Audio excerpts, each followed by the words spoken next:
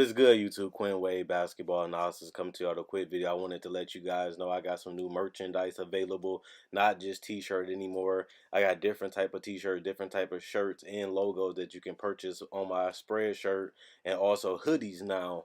We have expanded and added more to the channel and more merchandise for the brand. Thanks for supporting. It will be in the description and the links will be in the comment section below. Thanks for helping me and supporting the movement. Quinn Wade Basketball Analysis. I'm going to check out the video. What is good, YouTube? Quinn Wade with another video for y'all. Season preview, what to expect series.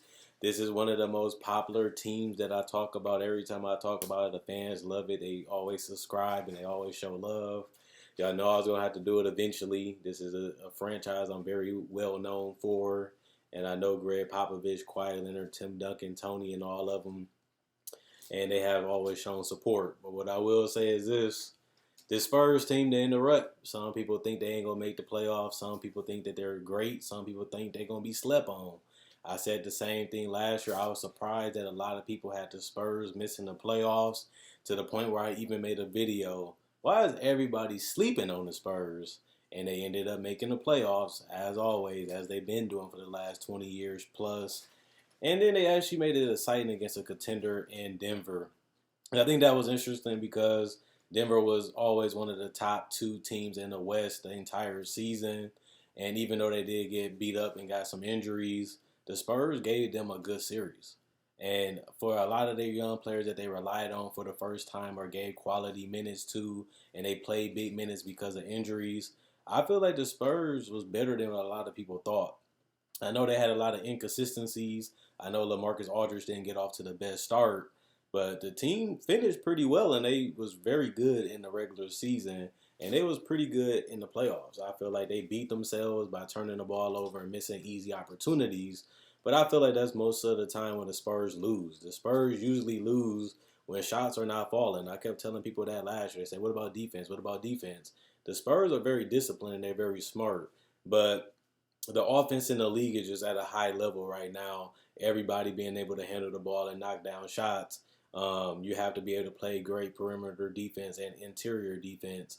And you also got to be able to make shots. And I feel like the Spurs, sometimes their players just wasn't good enough or they just wasn't consistent enough for them to compete at a higher level. And I feel like that's one of the reasons why they didn't make the 50-win market, just because not just their defense was okay, but their offense came and went. And even in the fourth quarter when things slowed down, they didn't not make plays, but they didn't make enough shots to get them to win those games or close them out. DeMar DeRozan has been great. He was better than nothing. You'd rather have DeMar DeRozan and Jakob Poeltl than nothing. And I feel like DeMar DeRozan was playing at an all-star level before Aldridge picked it up. I feel like DeMar DeRozan should have been the all-star over Aldridge. I said that in the video a couple of months ago, well, now almost a year ago. And I still stand by that. I feel like DeMar DeRozan is an underrated player. I feel like people think just because he's not a superstar player that he's overrated. But DeMar DeRozan can score. He can get to his spots anytime he wants. He's improved as a playmaker, improved as a rebounder, improved as a leader, and he's a hard worker. This was a guy that came into the league, and a lot of people didn't know if he was going to be a bust. A lot of people didn't know how good he would be, and a lot of people didn't think he would be where he's at right now.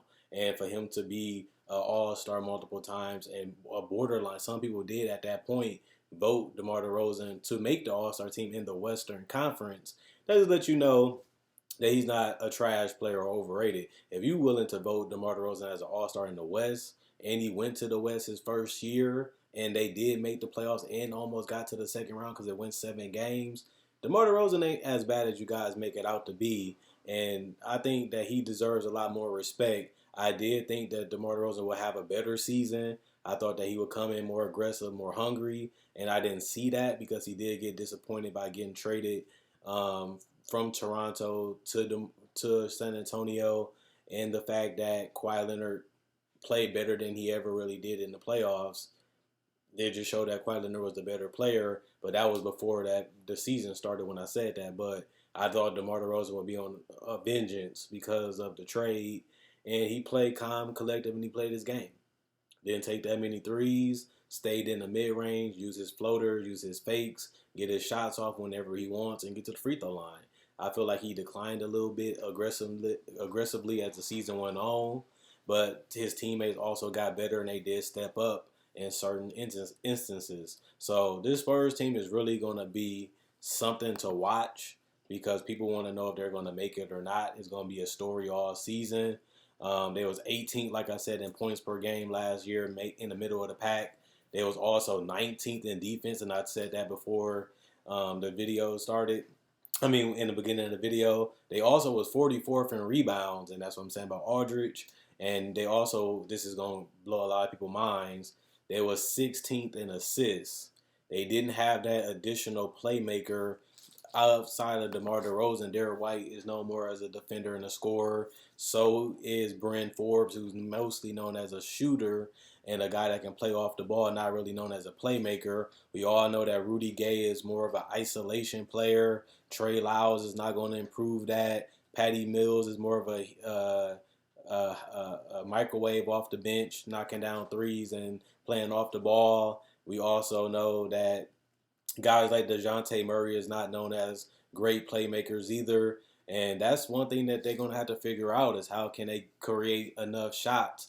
And that's what I just said in the beginning of the video also, and the stats back that up. They was inconsistent. They couldn't make and take quality shots like the Spurs normally do. They like to move the ball, get cuts, get people moving. They just didn't have the talent to knock those shots down consistent enough at a high level, and that does go with player development. They stepped in, they did what they can do, and hopefully, and this is the reason why I have the Spurs making the playoffs.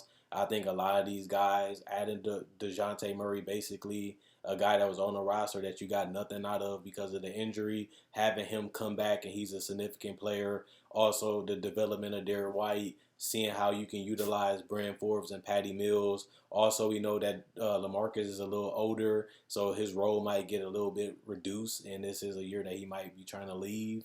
We don't know how that's going to play out. But I feel that their guard play is something that's really going to have to carry them because Yaka don't seem ready, and we don't really know what type of Aldridge they're going to get. And we also, like I said, seen that last year he got off to an okay start, and then he picked it up. But we don't know if that's going to continue this year as he gets older. And he's not a guy that's predicated on athleticism. He's mostly off skill and strategy, and he's very tactical, getting his mid-ranges, getting to his spots, and knocking down shots. But we also know Father Time is also undefeated. Fun part about it is one of the biggest criticism about the Spurs is that they're old and they don't have athleticism.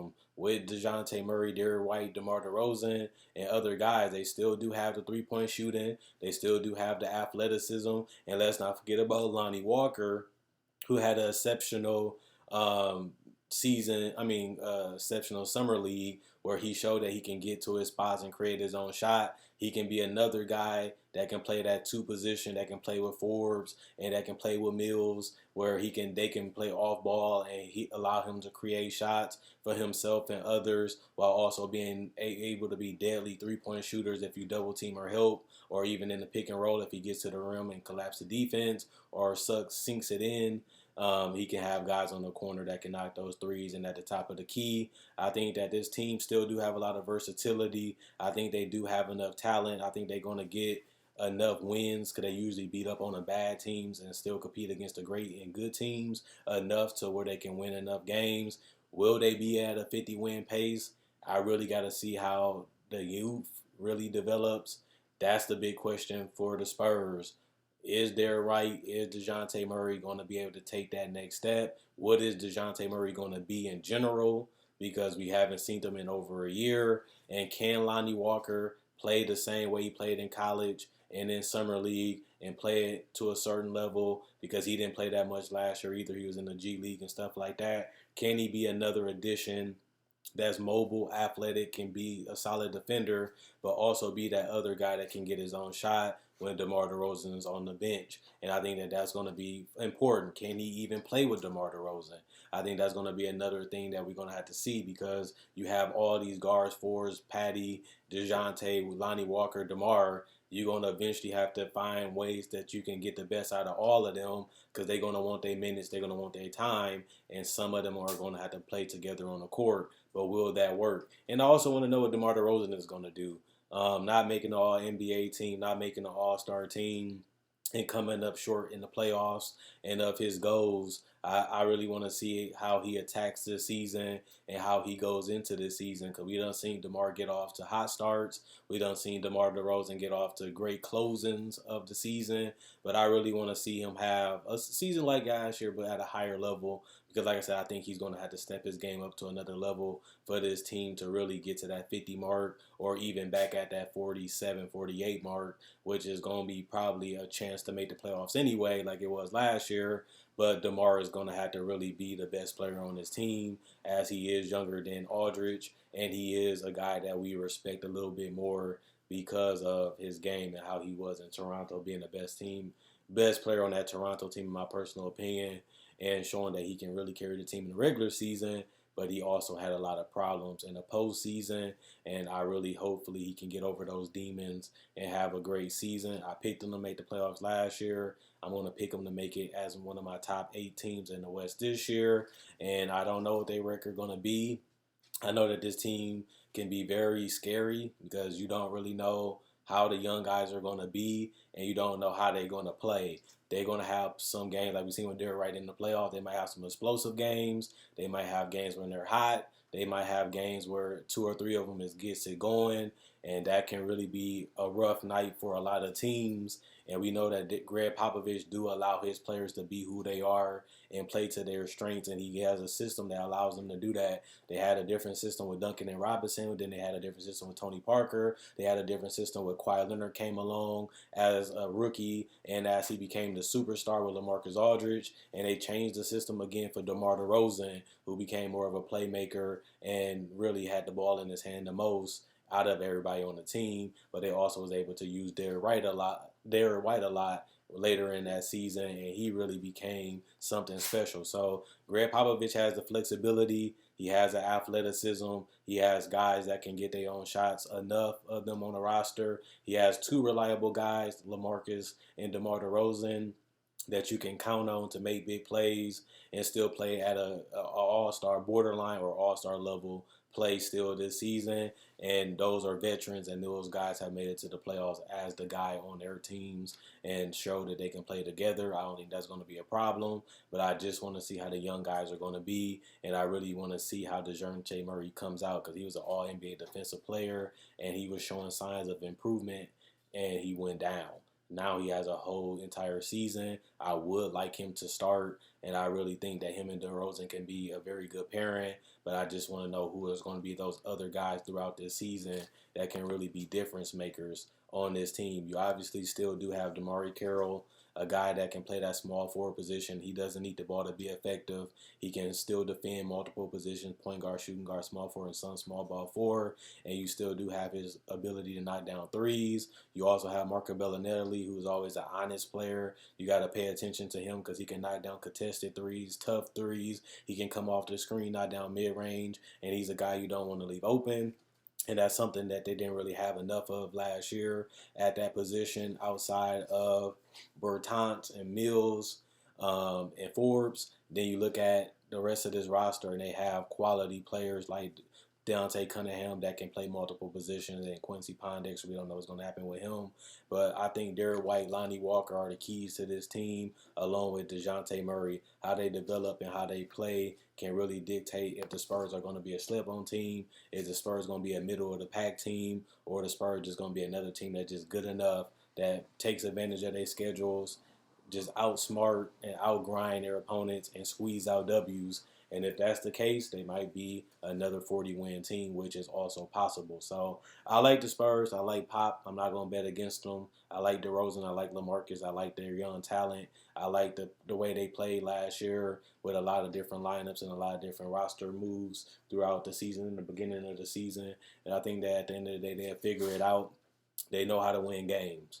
And that's always an advantage against bad teams. That's always an advantage against new teams. And that's always an advantage of teams getting together for the first time, trying to learn how to play off each other. And I feel like they have that already because they had a majority of these players on their team last year, and they're bringing majority of them back this year in the same system with an upgraded roster because they can be, the younger player can develop, and we don't know how they're going to play, but they also get DeJounte Murray, and we might see a sign of Lonnie Walker being a good sixth, seventh, eighth guy on the bench, which they really didn't have at that guard position last year. But with him and Marco, you have guys that can play with each other and guys that have different roles. So they got the shooters, they got the athleticism, they got the closers, they got the reliable stars, and they got pop.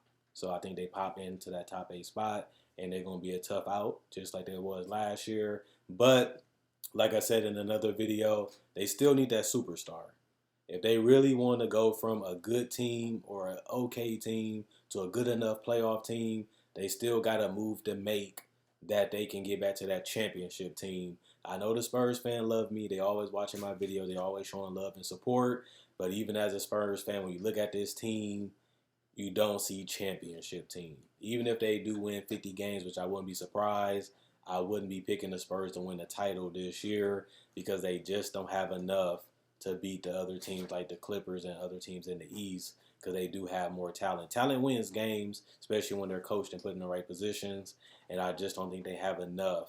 And can we really trust DeRozan? How is LaMarcus going to be? Is DeJounte Murray going to be better? Is he going to have to get into the groove? All these questions make their record go down a little lower, which means that they can be a 6th, 7th, or 8th seed. And if that's the case, you make the playoffs for the 22nd or 23rd time, and that's great. But you also know that winning the title might not happen, which is the ultimate prediction that they get to the playoffs. I think they can get out of the first round depending on the matchup. And I think that's it for them in the second round. I don't think they get further than that unless they do make a trade or a player becomes available that can change this team and take them to another level. Other than that, they're a good to slash great team. And that's really about it. Let me know what you guys think about the Spurs and how you think they're going to be and how do you think their players going to fit. What do you think about DeMar DeRozan and LaMarcus? And do you think this team is going to make it, barely make it, be at the bottom? Or do you think that they can be one of the best teams in the West as a surprise team or a dark horse, as people like to say? Whatever you think, let me know in the comment section below. I'm gone. Like this video, check out my older videos on my channel. I have many playlists. I break down rookies. I break down players. I break down summer league. I do cover the draft, and I got a mock draft up already. Not only that, I do podcasts, and I also talk about the game of basketball, whether it comes to summer league, free agency, trade deadline, buyouts, and also I cover top 10 discussions and stuff like that. So you like this type of video, you like the NBA, check out my older videos and my playlists. I enjoy making these videos. You guys enjoy watching.